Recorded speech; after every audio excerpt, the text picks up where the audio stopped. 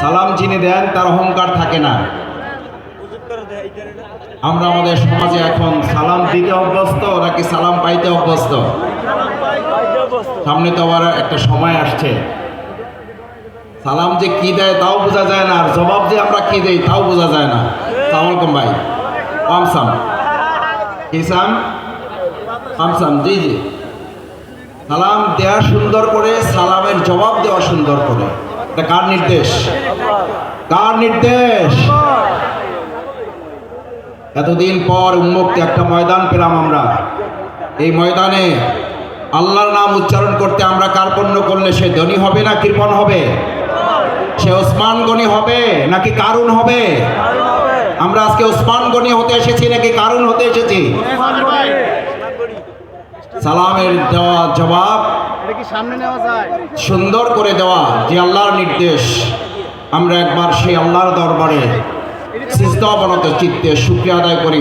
সকলে হৃদয়ের অন্তঃস্থল থেকে সিজদা অবনত চিত্তে শুকরিয়া আদায় করি সকল শক্তি দিয়ে।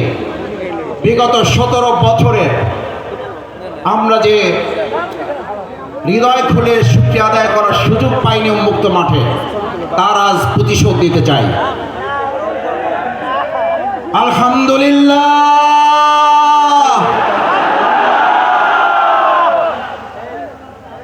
আল্লাহু আকবার। এই আলহামদুলিল্লাহ, এই আল্লাহু আকবারের টান শুনলে আমাদের এই দক্ষিণবঙ্গের শুধু নয়, শুধু বাংলাদেশের নয়, গোটা পৃথিবী কোরআনের পাখি নামে খ্যাত। এই টানের সাথে একজন মানুষের কথা কি আমাদের মনে পড়ে না? পড়ে না? আল্লাহ এই মাঠে তিনি ফিরতে চেয়েছিলেন, এই মাঠে তিনি আবার কোরআনের আওয়াজ নিয়ে আসতে চেয়েছিলেন। আল্লাহ আমাদের সেই কোরআনের পাখি যেখানে যে অবস্থায় আছে, আপনি তাকে মেহেরবানি করে জান্নাতুল ফেরদাউসের মেহমান হিসেবে কবুল করুন। আল্লামা দেলোয়ার হোসেন সাঈদী রাহমাহুল্লাহকে আপনি শহীদ হিসেবে কবুল করুন। আল্লাহ এই মাঠে আমাদের দেখা হলো না, মেহেরবানি করে কাল কিয়ামতের কঠিন ময়দানে আমাদের হিসাব নিকাশ সহজ করে জান্নাতুল ফেরদাউসে আপনি আমাদেরকে একত্রিত করে দেখা সাক্ষাতের ব্যবস্থা করে দিন।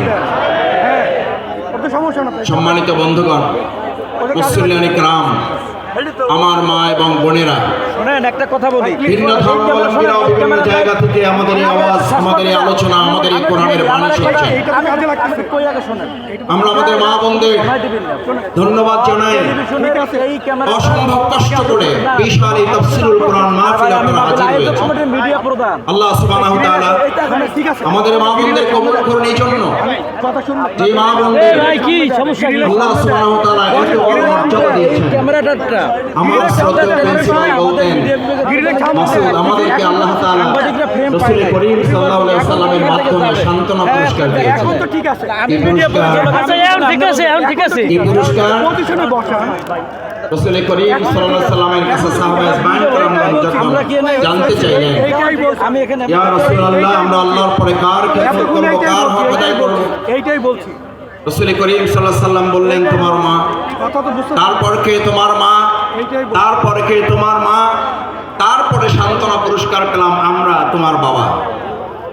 আল্লাহ সুবহানাহু ওয়া তাআলা আমাদের এই মা বোনদেরকে ধৈর্যের সাথে, কষ্টের সাথে আজকে এই তাফসীরুল কোরআন মাহফিল শুনে আমাদের প্রত্যেক ঘরে ঘরে একজন করে হযরত খাদিজাতুল কুবরা রাদিয়াল্লাহু তাআলা আনহা, হযরত আয়েশা সিদ্দিকা রাদিয়াল্লাহু তাআলা আনহা দান করুন।